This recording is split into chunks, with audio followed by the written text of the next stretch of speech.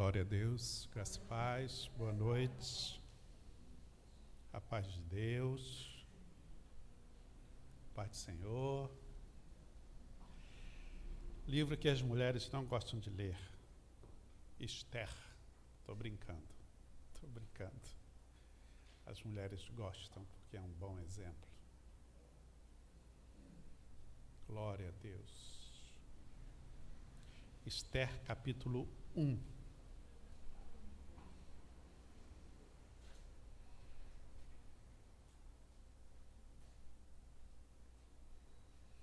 Começamos bem o mês de novembro, não é isso? Todo mundo cansado, muito trabalho, mas encerramos o dia. Encerramos o dia. Já é uma grande bênção. Achamos? Foi no tempo de Xerxes que reinou sobre 127 províncias, desde a Índia até a Etiópia. Naquela época, o rei Xerxes reinava em seu trono na cidadela de Susã. E no terceiro ano do seu reinado, deu um banquete a todos os seus nobres e oficiais. Estavam presentes os líderes militares da Pérsia e da Média, os príncipes e os nobres das províncias. Durante 180 dias, ele mostrou a enorme riqueza de seu reino e o esplendor e a glória de sua majestade. Terminados esses dias, o rei deu um banquete no jardim interno do palácio, de 7 dias, para todo o povo que estava na cidadela de Susã, do mais rico ao mais pobre. O jardim possuía forrações em branco e azul, presas com cordas de linho branco e tecido vermelho, ligadas por anéis de prata a colunas de mármore.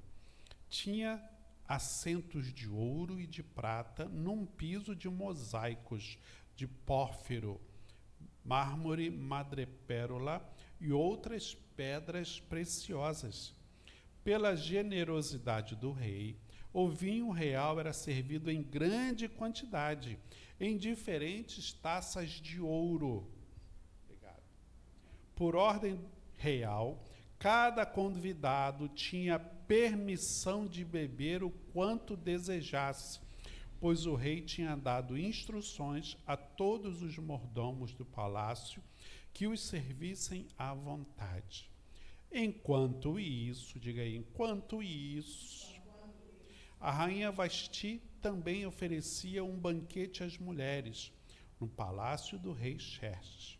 No 7º dia, quando o rei Xerxes já estava alegre por causa do vinho, ordenou aos 7 oficiais que o serviam, Meumã, Bista, Arbona, Bigtá, Abigata, Zetá e Carcas, que trouxessem à sua presença a rainha Vasti, usando a coroa real.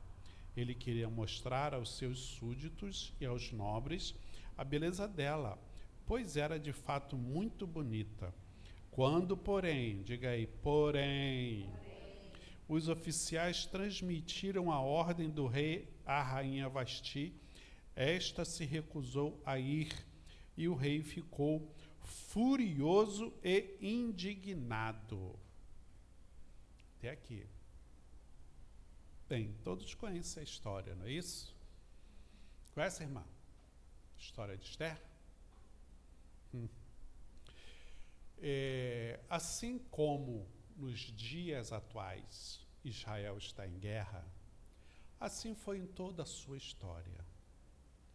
Em momentos, alguns anos, tinha paz por muito tempo, mas em outros anos tinha guerra. E neste momento aqui, haviam reinos maiores, bem maiores do que Israel. E esses reinos, eles tinham como características ir sobre a terra, sobre os territórios e dominando. Esses domínios faziam com que, além de se o império ser grande, eles cobravam impostos dessas nações que eram dominadas. Consequentemente, ficava mais rico, tinha mais poder. Eles pegavam os homens daquelas aldeias, daqueles territórios, daqueles povos e obrigavam a fazer parte do exército. As mulheres tinham que servir de todo jeito, principalmente do lar, dos empregados. Então, quanto mais eles conquistavam, mais poder eles tinham, centralizando lá na capital. Então, você veja só, de Pérsia, não. Ia da Etiópia, cadê? Suzana, da Etiópia até a Índia, Quer dizer, então é um território muito grande, da Ásia até a África, muito grande. É claro que isso não se conseguia meses de guerra, eram anos e anos, e às vezes morria o imperador e quem assumia, dava continuidade àquele poderio. E eles, em alguns momentos, quando a guerra parava um pouquinho, davam essas festas. E mesmo assim, se a guerra não parasse, o rei que estava lá na cidade protegido continuava dando festas, porque ele sabia que os seus generais, os seus comandantes, os soldados estavam lá no fronte morrendo por eles, e ele estava ali muito bem. E nós temos, lembrei agora de filmes épicos que nós vemos, por exemplo, Alexandre o Grande. Eles passavam anos fora de casa, muito tempo, só conquistando, mandando as notícias e mandando o dinheiro, assim como os escravos e tal. Então, aquilo ali tinha esse poderio todo. E nós entendemos que a palavra de Deus, ela é verdadeira, sim ou não? Sim. Um momentinho só. Lembram que que Daniel teve a visão de uma grande estátua, sim? E essa estátua, conforme a visão foi sendo dada, ela foi dividida em partes: cabeça, tronco, cintura, pernas e pés. E conforme ia descrevendo a visão, quando chegava nos pés, vinha uma pedra do céu, vamos botar aí como se fosse um meteoro, porque ninguém jogou, veio do céu, que bateu nos pés da estátua, e aí aquela estátua se despedaçou em todos esses pedaços. Então entende-se que essa estátua, ela representa os reinos da terra. Sabemos que a cabeça é da Babilônia, de onde até esses aqui também viviam, que fala aqui, Pérsia e Média. Então, é a mesma região ali da Babilônia. Então, eram governos tremendos, poderosos. E isso aí vai correr a cidade toda.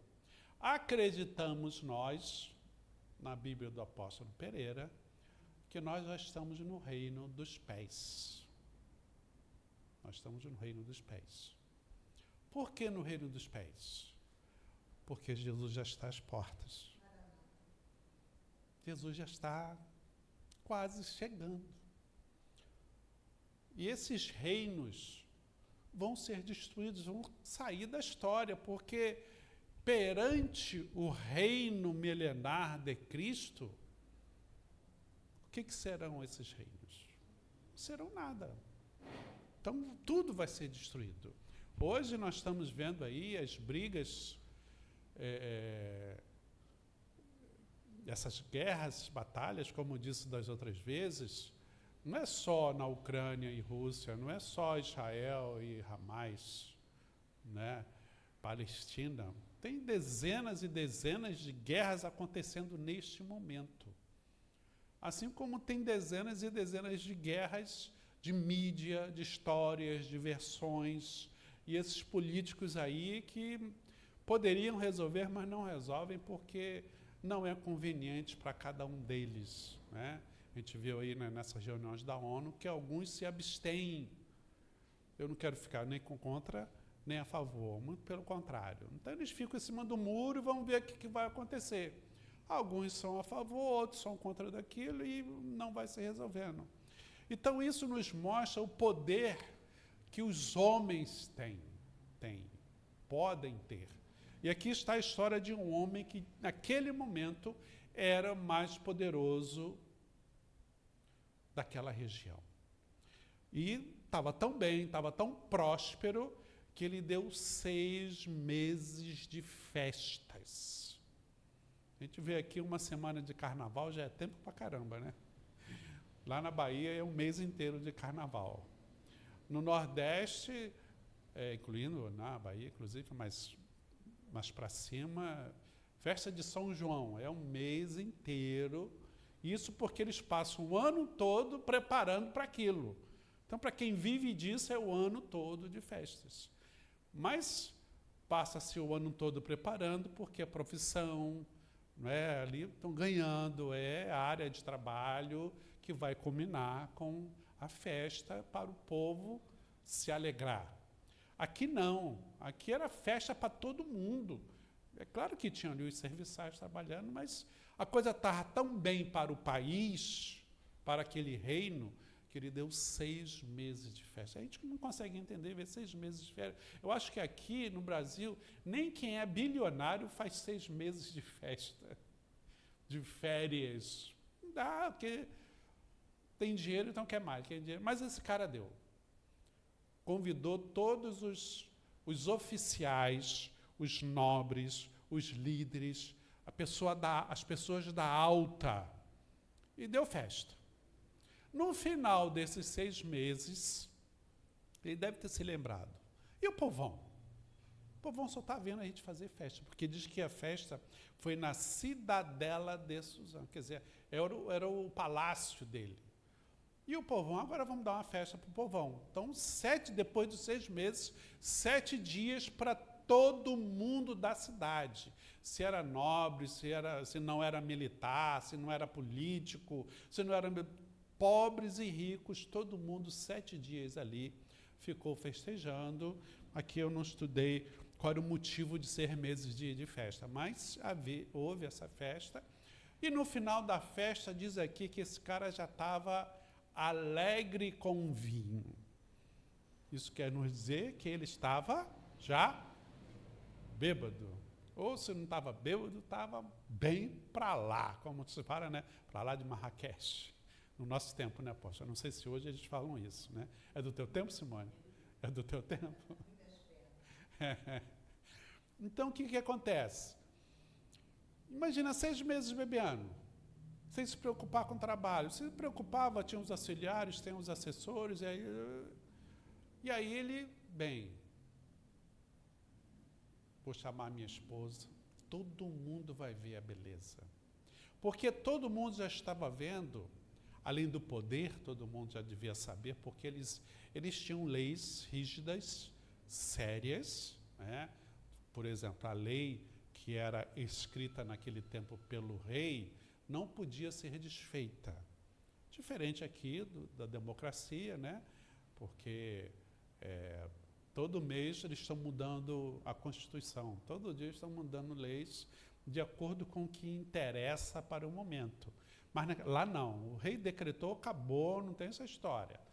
E ele mostrou a riqueza dele. Ele mostrou prata, ouro, mármore. Mostrou tudo que era bom e que era extraordinário. Aí tinha mais alguma coisa. Ele lembrou, tem mais alguma coisa para mostrar. A rainha, a minha esposa, e realmente era linda. Mas vem com um acessório, disse ele. Traga a coroa. Então, será que a gente já dá para imaginar o tamanho dessa coroa? que vocês estavam pisando em mármore, que não era granito, madrepérola. Negócio todo Carrara, hoje em dia seria o mármore Carrara, né? Algo extraordinário, algo maravilhoso. Imagina quando devia ser o tamanho daquela coroa daquela mulher, para combinar com a beleza dela, é claro, né? E aí mandou lá os assessores ir lá, e foi lá chamar. E ela já também estava em festa. E você já vê que há separações. Os homens de um lado e as mulheres do outro. Naquele tempo tinha disso. E quando chegou lá, olha, o rei está te chamando. Para quê?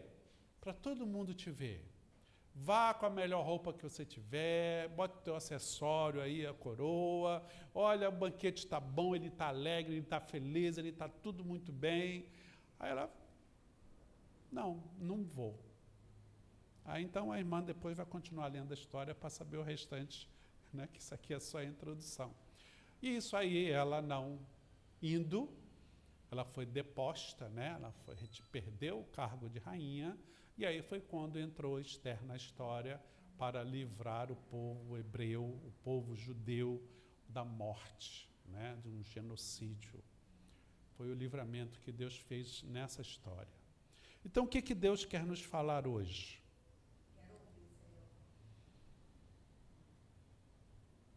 Ter não é tudo. Ser é o que importa. Ele tinha tudo.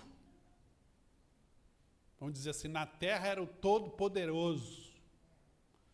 Riqueza, dinheiro, fama. Ele podia mandar e desmandar. Porque alguns hoje têm dinheiro, mas não têm poder. Alguns que têm poder têm dinheiro, porque o poder traz isso. Mas ele tinha isso tudo. Mas chegou um momento onde ele não pôde tudo, que lhe foi recusado. E nós vivemos esses momentos de adversidades que estamos passando, que a influência da sociedade sobre nós é tão grande que nós acabamos achando que ter é o mais importante. Nós achamos que ter vai resolver tudo na minha vida. É claro que ter muito dinheiro é bom. Ter dinheiro resolve muita coisa, mas não resolve tudo. Nós vemos aí, passamos pela pandemia, ricos, milionários, morrendo. Outras situações, dengue, câncer. Então, ter dinheiro não é o suficiente. E Jesus falou assim, olha, vocês ficam se preocupando em ter, ficam se preocupando com o celeiro cheio, ficam se preocupando em que venham e tomem o que você tem, ficam se preocupando com o material. Mas antes, se preocupem com os roubadores de alma. É com isso que nós devemos nos preocupar. Com os ladrões ou os inimigos que podem roubar a nossa alma do céu. Ter o controle. O mundo jaz no maligno. Então já damos para entender que esse sistema que vivemos, ele tem um dominador. Aqui no texto era esse rei Xerxes, dominava toda uma região, mas hoje não é o presidente dos Estados Unidos, ou primeiro-ministro da Inglaterra que tem o poder, não, é um sistema que vocês sabem muito bem que quando alguém entra na política para fazer o bem, para ajudar o povo, para beneficiar a cidade, acaba não conseguindo. Ou ele entra no jogo, ou ele sai. Porque é um sistema. Quem é o culpado? Ninguém nunca vai achar quem é o culpado disso. Porque já vem de tempos em tempos. Desde quando foi criado, o homem acha por si fazer o que quer, quando quer e como quer. E aí a ganância, as obras da carne que nós conhecemos, os desejos, as concupiscências, levam num sentido contrário. Então, quando Jesus fala, se preocupe com a sua alma, isto é ser. Essa rainha que foi considerada, por muito tempo se pregou, sei lá se ainda alguém prega, ela é desobediente. Por ser desobediente, ela perdeu o cargo. O rei é Jesus. Já ouvi algumas coisas nesse sentido. Não podemos desobedecer ao chamado do rei. Mas agora a gente começa a entender que não é bem assim. Esta rainha, ela foi contra o sistema. Porque se você continuar lendo, você vai ver que se alguém contrariar o rei, pode ser condenado. E ela sabia disso. Ela sabia que aquilo ali era caso de vida ou morte. A decisão dela ia mudar o destino dela. E se ela pensasse como se pensa hoje em ter, ela ia ter fama. Poxa, hoje a gente estava vendo o jornal, ela falou, fulano ali não era no BBB, não era daquele programa, não era... Então a gente sabe que tem pessoas que vão para a mídia só para conquistar a fama e, é claro, que conquistar muito dinheiro. Então, entram em polêmicas, em situações até vexatórias, para aparecer e aí ficar lá em cima. E vai dizer assim, eu apareci na TV, eu apareci no jornal, eu tenho tantos milhões de seguidores. Essa rainha poderia ter pensado assim, é a minha hora, eu vou me mostrar para todos, todo mundo vai saber, mas não. Ela pensou no ser. Ser íntegra, se valorizar, entender quem é, independente do sistema. Então, se alguma coisa nós temos que fazer em nossas orações, é orar para nós agirmos no ser. Ser tem muito mais valor no reino de Deus do que ter. Teve um jovem que chegou para Jesus, falou, Jesus, ô mestre,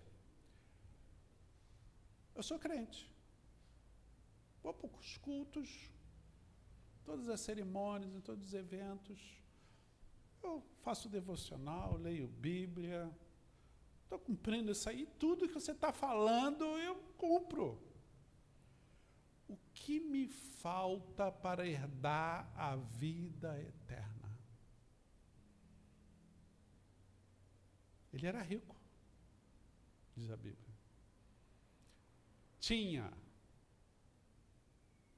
Ele tinha muita coisa. Tinha até posição, porque se ele fazia aquilo tudo, ele era bem quisto na sua comunidade, no templo ali na época, né, na sua congregação. Ele era bem quisto, mas ele não se sentia filho de Deus, ser filho de Deus. E o Senhor tem nos tocado, tem tocado a igreja, aquela que tem compromisso, em não esquecer dessa posição de ser, porque a influência toda vem para nós como ter. Nas igrejas evangélicas, todos sabem que existe uma concorrência muito grande, né? Para quem tem a igreja maior, quem tem a igreja mais famosa. E aí, quem está lá, subalterno, está lá pastoreando, auxiliar, aí quer ter mais do que o seu pastor e abre outra igreja. E vai assim, como que Deus vai arrumar isso no final, eu não sei. Eu sei que a preocupação que Deus tem conosco é que a gente não perca esta posição de ser filho. E isso envolve essa integridade. Não se vender, não se deixar trocar pelas conveniências do momento. Mesmo que para isso me chegue a perder alguma coisa. Porque ela perdeu a sua posição. Ela deixou de ser rainha para ser uma mulher, vamos dizer assim, comum. Mas, pelo que a gente entende, ela não deixou de ser o que era. Ser rainha, ela conquistou de algum jeito. Ou já era da realeza, nasceu na realeza, ou passou na rua, o rei olhou e começou a namorar, vamos casar, você vai ser a rainha. Ela conquistou de algum jeito. Mas a sua dignidade como pessoa, se ela não tinha, ela passou a ter de algum jeito. Eram povos pagãos, que tinham vários ídolos, seguiam, né, porque eles acreditavam que os deuses é que conduziam as suas vidas. Os deuses direcionavam os seus destinos. Então, por mais idólatras, assim, entre aspas, que eles fossem, eles seguiam os seus deuses. É claro que tinha para eles o deus da guerra, o deus da saúde, o deus da colheita, o deus da família, assim como hoje. Muitos colocam, né, entidades e ídolos para cada setor da sua vida conforme vai precisando. Então, isso não mudou porque é ser humano. Mas ela não se deixou levar por essa posição. E Deus quer nos lembrar hoje de ser. E eu comentei com vocês outro dia que até Jesus passou por isso. Quando naquele momento de jejum no deserto, o diabo lhe apareceu: se tu és o Filho de Deus. E quantas vezes no dia ou na semana, durante esse ano que está se encerrando, nós fomos perguntados, inquiridos sobre essa questão. Se tu és filho de Deus, por que está passando por essa situação? Se tu és filho de Deus, e foi perguntado isso a Jesus 3 vezes. A primeira vez a gente deixa para lá. A segunda vez a gente pensa um pouquinho, será? Mas a terceira vez, eu acho que eu não sou mesmo, não. Eu acho que Deus não está me ouvindo, não. Eu acho que tem alguma coisa errada mesmo. Porque os meus vizinhos, os meus parentes, não são nem crentes. Estão alegres, estão felizes. Não são ricos, não, mas vivem bem. E eu aqui como filho de Deus, filha de Deus, estou padecendo desse jeito, estou sofrendo desse jeito. Eu vou para o culto, eu oro, não sei o quê, e não resolve. E quando resolve, vem outro problema pior ainda. Aquele ditado que se fala, né, no tempo da irmã Mercedes: quanto mais reza, mais assombração aparece. Né? Lá na terrinha, né? Esse ditado, porque é isso. Mas o diabo, ele sabe quem é filho e quem não é. Quem não é, ele dá corda, dá linha na pipa e vai embora, como esses impérios. Mas quem é filho de Deus, ele quer roubar a alma, quer roubar a salvação, quer roubar a certeza da salvação. Isso tudo aí eu faço, o que me resta para ser salvo? O que é que está faltando?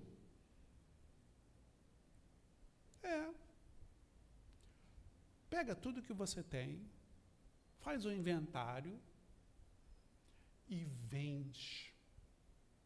Aproveita que está aí no desapega, bota na mídia social, vai vender rapidinho, vende e dá para os pobres. Aí o que o jovem rico fez? baixou a cabeça, porque ele não queria perder o que tinha para poder ser filho de Deus. Uma decisão dele, uma escolha dele. E diz a Bíblia que ele abaixou a cabeça e foi saindo de fininho, de fininho. E sabemos que Jesus perguntou isso, porque Jesus conhecia o seu coração. E sabia que ele estava na igreja por conveniência, por parecer. Porque a comunidade judaica tem que ser judeu praticante, que era a época ali de Jesus.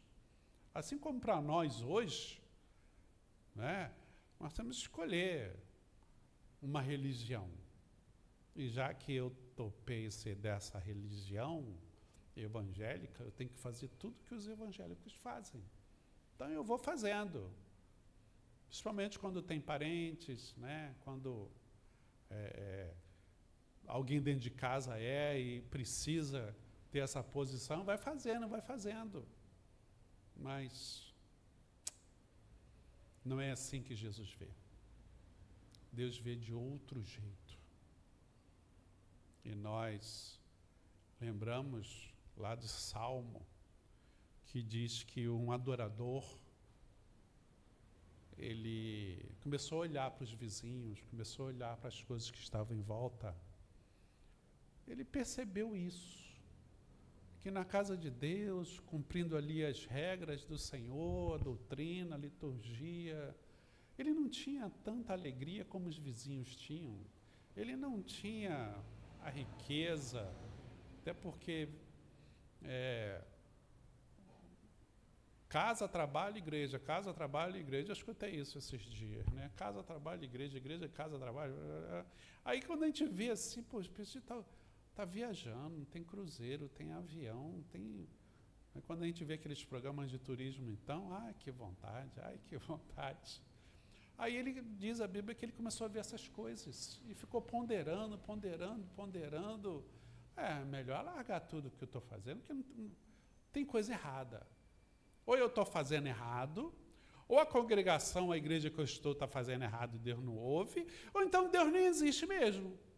Isso é história que inventaram para os pastores, para os líderes arrumarem dinheiro, para controlar as pessoas, a sociedade. Ele começou a pensar um monte de coisa. Não vale a pena eu continuar como estou. Até que um belo momento chamaram, alguém morreu e foi no funeral. E quando estava lá no funeral, quando viu os dois pés juntinhos ali, aí caiu, entendeu. Diz Salmo que ele entendeu o fim dos homens. E a Bíblia diz que enquanto nós temos vida, é que podemos escolher qual a vida eterna que nós queremos. Com Deus ou sem Deus? Porque inferno é sem Deus. Depois que morre, não tem jeito. Tem até um versículo, eu não lembro nem quem falou, não sei se é profeta, não lembro, que ora a Deus: Senhor, não me dá muito para que eu te esqueça. Não me dá pouco para que eu não morra. Me dá o suficiente para que eu possa adorá-lo, para que eu possa viver para ti, para que eu possa servi-lo, para que eu possa estar no meio do teu povo, para que eu possa estar usufruindo dos benefícios de ser filho de Deus. E tem até uma música, né, que todo mundo gosta, Juliano Som, vale a pena. Vale a pena os sacrifícios, porque essa mulher, Vasti, fez um sacrifício. A vida dela mudou, perdeu tudo. Perdeu tudo. Mas ela preferiu ser o que era, íntegra. E Deus nos orienta para que nós sejamos filhos e vivamos como filhos e filhas de Deus, independente das situações, independente dos momentos. É claro que eu estou falando aqui, parece fácil, né? Mas você imagina aí 40 anos de crente, o que nós já passamos. É claro que eu não vou comparar o que nós vivemos com o que cada um aqui viveu, que cada um é que sabe o tamanho do seu problema, cada um é que sabe o tamanho da sua luta. Pode ser que para você a minha luta não é nada, é besteira. Pode ser que a tua luta para mim, daí foi fácil. Mas cada um que sabe de si, quando se coloca como filho, o pai sabe o que você está passando. Fala. Provérbios 30. Fala sobre o quê?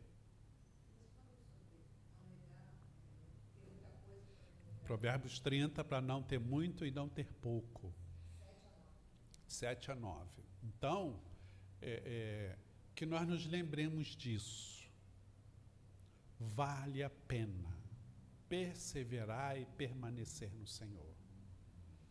Essa mulher perdeu a sua posição, mas não perdeu a sua dignidade. Hoje, né, algumas podem dizer, ela era empoderada.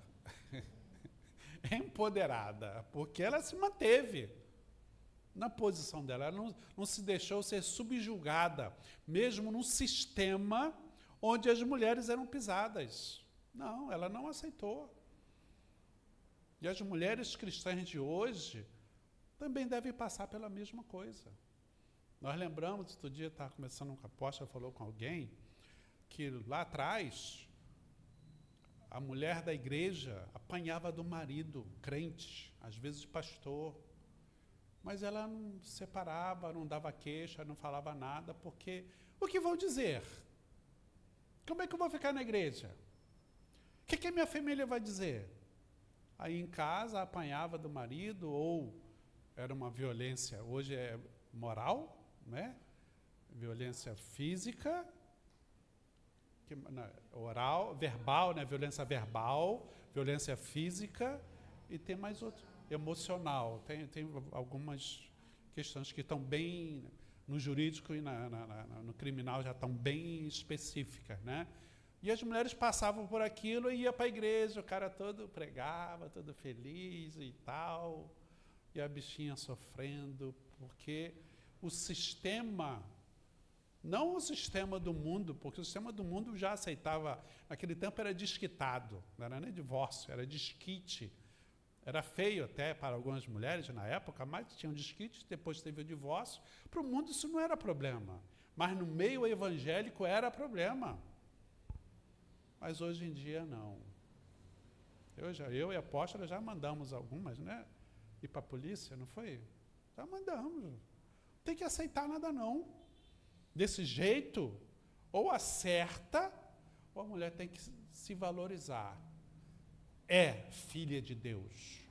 Não deve aceitar esse tipo de coisa. Porque se o camarada faz isso e ainda está na igreja, além de ser um bandido, é um hipócrita, né? Porque mostra uma coisa que não é. Vimos esse caso semana passada, onde uma cantora gospel sumiu, morreu, e o cara pedindo ajuda, pedindo socorro, não sei o quê. Aí passou algumas vinhetas de ele fazendo lives sobre casamento, dando conselho de casamento, irmã Cíntia. Aí descobriu que botou fogo na mulher. A mulher ainda viva. Ainda estão pesquisando, investigando, mas a princípio, ainda estão fazendo ainda as perícias, ela ainda estava viva como eu. E ele teve ajuda de alguém, pediu carro emprestado de alguém, que não sabia para que era, e é crente. Aí fala a família que ele pressionava, era violento, era grosseiro, né, tinha um domínio sobre ela e queria dominar o dinheiro dela, porque ela cantava e tal, tinha os shows, tinha as igrejas. então, que nós, tanto mulheres quanto homens, sejamos e vivamos ser filhos de Deus. Que não seja o ter a nossa principal ação.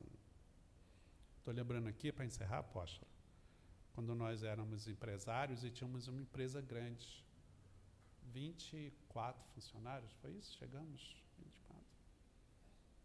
Foram 24, 25 funcionários. E uma situação onde desfazer sociedade, e não resolveu, e aí eu já não aguentei mais, porque estava envolvendo muita coisa. Acabou. A partir de agora, acabou. Não sou mais dessa empresa. Fica com tudo. Isso quer dizer que no dia seguinte nós não tínhamos nada. De dinheiro, de bens. O banco ficou com cheque especial. Empréstimo acho que não tinha, mas era especial mesmo. E tal. Então, zerou a conta bancária, só que permaneceu o condomínio, médio e tal, alimentação, sem aquela atividade. E tínhamos um plano de saúde, na época, dos mais caros, que a gente podia pagar. Tinha carro, né? Todo fim de semana era pizza para lá, pizza para cá. E os garotos andando com a gente. E um belo dia a gente não tem mais nada, Anderson. Cancelou plano de saúde, que não pode pagar. Só que veja só, enquanto nós tínhamos plano de saúde e dinheiro, os meninos viviam doentes. A gente vivia doente. Todo mês era médico, todo mês era remédio, não sei o quê. Perdemos, acabou, cancelamos tudo.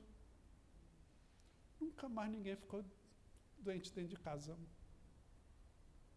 Tivemos tempo para fazer missões, tivemos tempo para nos dedicar mais à igreja. É claro que oramos mais, né? As adversidades toda da situação, mas Deus proveu. Então nós aprendemos que o ser